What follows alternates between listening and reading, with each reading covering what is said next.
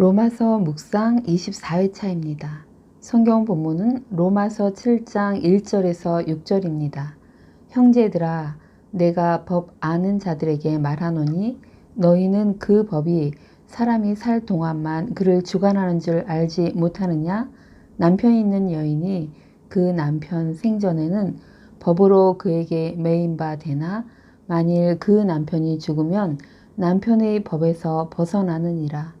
그러므로 만일 그 남편 생전에 다른 남자에게 가면 음녀라. 그러나 만일 남편이 죽으면 그 법에서 자유롭게 되나니 다른 남자에게 갈지라도 음녀가 되지 아니하느니라.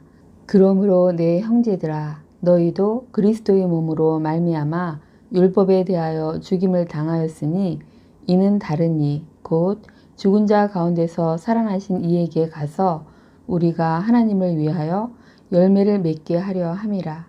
우리가 육신에 있을 때에는 율법으로 말미암는 죄의 정욕이 우리 지체 중에 역사하여 우리로 사망을 위하여 열매를 맺게 하였더니 이제는 우리가 얽매였던 것에 대하여 죽었으므로 율법에서 벗어났으니 이러므로 우리가 영의 새로운 것으로 섬길 것이요 율법 조문에 묵은 것으로 아니할지니라.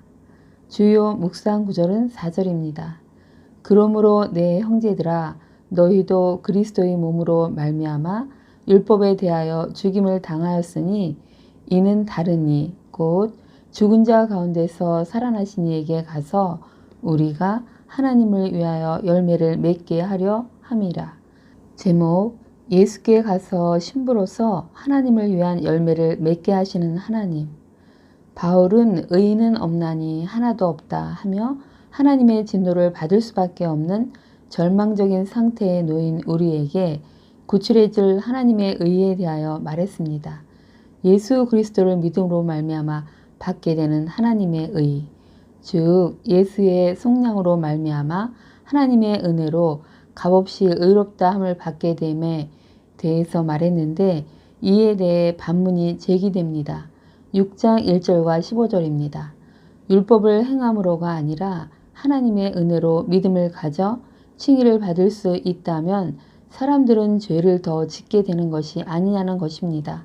이에 대해 그리스도를 믿는 자는 그리스도와 연합됨으로 그리스도가 십자가에서 죽으실 때에 함께 죽었다. 곧 죄에 대해 죽고 하나님에 대하여 살아있는 자가 되었기 때문에 더 이상 죄 가운데 거하지 않는다는 것입니다. 그리고 죄의 종 노릇하던 자가 해방되어 마음으로부터 순종하며 살다가 영생에 이르도록 하나님께서 친히 그 안에 역사하신다는 것입니다. 즉 예수를 믿을 때 의롭다 칭함을 받고 성령님의 인도하신 가운데 예수님의 말씀에 순종할 때에 거룩하게 변화시켜 주시고 마침내 영생의 복락을 누릴 수 있게 해주신다는 것입니다. 그리스도인은 이 하나님의 선물, 영생을 삶의 보물로 삼고 살아야 합니다. 아멘. 오늘 본문은 율법과 죄를 결혼 관계로 비유하는 부분입니다. 형제들아, 법 아는 자들아, 율법은 사람이 살 동안만 그를 주관한다는 것을 모르냐? 결혼한 여인은 남편 생전에는 법으로 남편에게 매여 있지만 만일 그 남편이 죽으면 남편의 법에서 벗어난다. 그러므로 만일 그 남편 생전에 다른 남자에게 가면 음녀지만 만일 남편이 죽으면 그 법에서 자유롭게 되어 다른 남자에게 갈지라도 음녀가 되지 않는다. 즉 결혼 생활을 하다가 배우자가 죽으면 율법의 강제성은 더 이상 상대 배우자를 얽매이지 못한다는 것입니다. 너희도 그리스도의 몸으로 말미암아 율법에 대하여 죽임을 당했다. 즉 그리스도께서 당신의 몸을 십자가에 내어줌으로 죽으셨기에 그리스도인은 그리스도와 함께 죄에 대하여 죽었으므로 율법에 더 이상 얽매이지 않는다는 것입니다. 그리스도인은 믿음을 통해 그리스도와 함께 죽었고 이 죽음은 율법에 대한 죽음이므로 율법은 더 이상 구속력이 없다는 것입니다.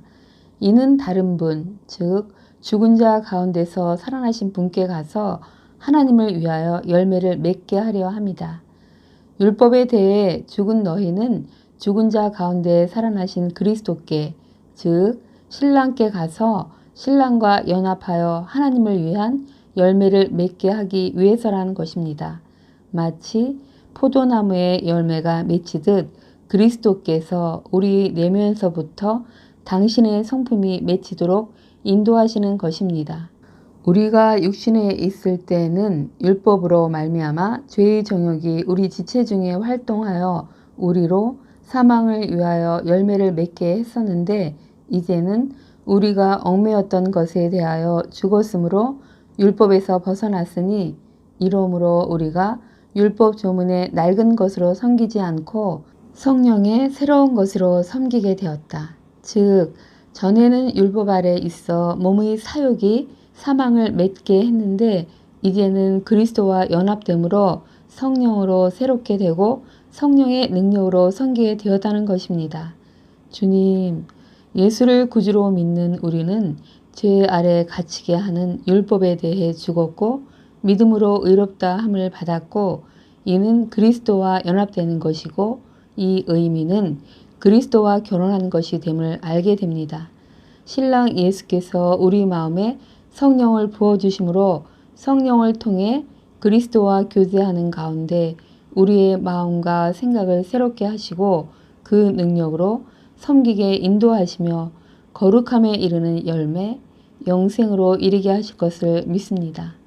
주님, 신랑이 신부를 기뻐함 같이 주님께서 나를, 우리를 기뻐하신다고 말씀해 주셔서 감사합니다. 할렐루야, 아멘. 오늘을 사는 지혜. 주님, 예수 그리스도를 믿음으로 나의, 우리의 신분이 바뀌었음을 다시 생각합니다. 그리스도의 신부가 되어 성령을 통해 그리스도와 교제하는 가운데 새 사람으로 살게 하시며 성령의 아름다운 열매를 맺으며 영생으로 인도해 주실 것을 믿습니다. 오늘은 그리스도의 신부로 하나님을 위한 열매를 맺는 날입니다. 신부로서 신랑을 기뻐하고 신랑을 기쁘게 하는 날입니다. 성령 충만을 구하고 그 힘으로 신랑을 섬기는 날 되시길 축복합니다. 아멘. 기도 제목. 오늘은 우리나라를 위해 기도하는 날입니다. 높은 사람이나 낮은 사람을 막론하고 여호와를 경외하는 자들에게 복을 주신다는 말씀을 기억하며 하나님을 경외하는 자가 우리나라의 지도자로 세워져서 하나님의 공의가 이루어지는 나라가 되길, 또 우리나라가 각종 사고나 질병에서 안전하길, 그리고 이 땅에 다시 성령의 바람이 불어와 부흥되길 기도하면 좋을 듯합니다. 감사합니다.